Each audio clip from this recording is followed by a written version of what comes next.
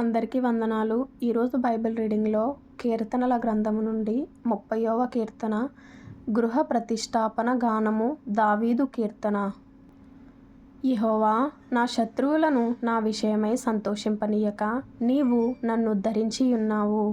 అందుకై నేను నిన్ను కొనియాడుచున్నాను. యెహోవా నా దేవా, నేను నీకు మొరపెట్టగా నీవు నన్ను స్వస్థపరచితివి. యెహోవా, పాతాళములో నుండి నా ప్రాణమును లేవదీసితివి. నేను గోతిలోనికి దిగకుండా నీవు నన్ను బ్రతికించితివి.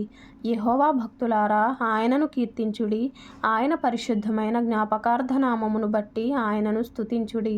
ఆయన కోపము నిమిషమాత్రం ఉండును, ఆయన దయ ఆయుష్కాలమంతయు నిలుచును. సాయంకాలమున ఏడ్పు వచ్చి రాత్రియుండినను ఉదయమున సంతోషము కలుగును. నేనెన్నడూ కదలనని నా క్షేమకాలమున అనుకొంటిని. యెహోవా దయ కలిగి నీవే నా పర్వతమును స్థిరపరచితివి. నీ ముఖమును నీవు దాచుకొనినప్పుడు నేను కలత చెందితిని. యెహోవా, నీకే మొరపెట్టి తిని నా ప్రభువును బతిమాలుకొంటిని.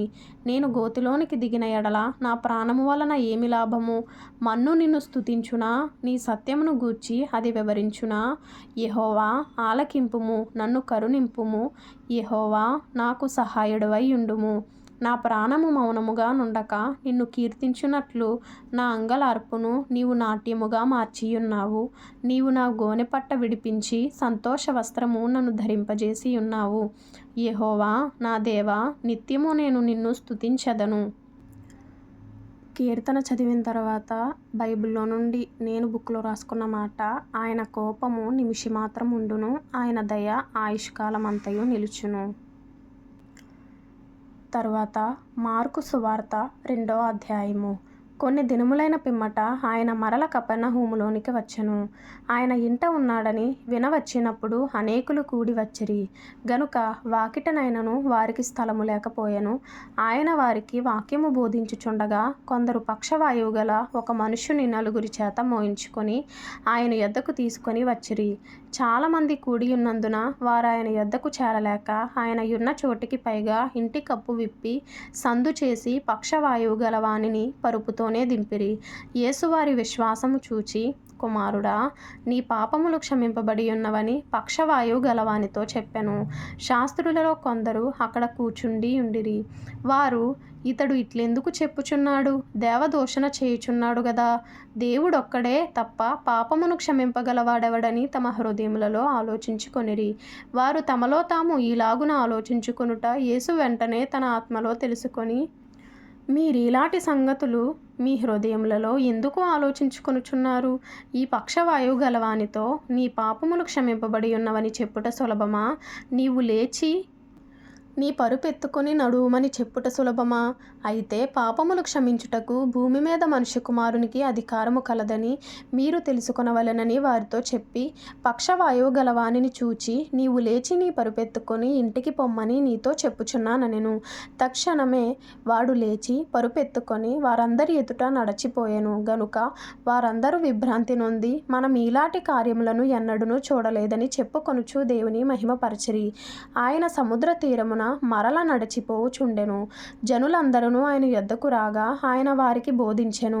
ఆయన మార్గమున వెళ్ళుచు సుంకపు మెట్టునొద్ద కూర్చున్న అల్ఫయి కుమారుడగు లేవిని చూచి, నన్ను వెంబడించుమని అతనితో చెప్పగా అతడు లేచి ఆయనను వెంబడించెను.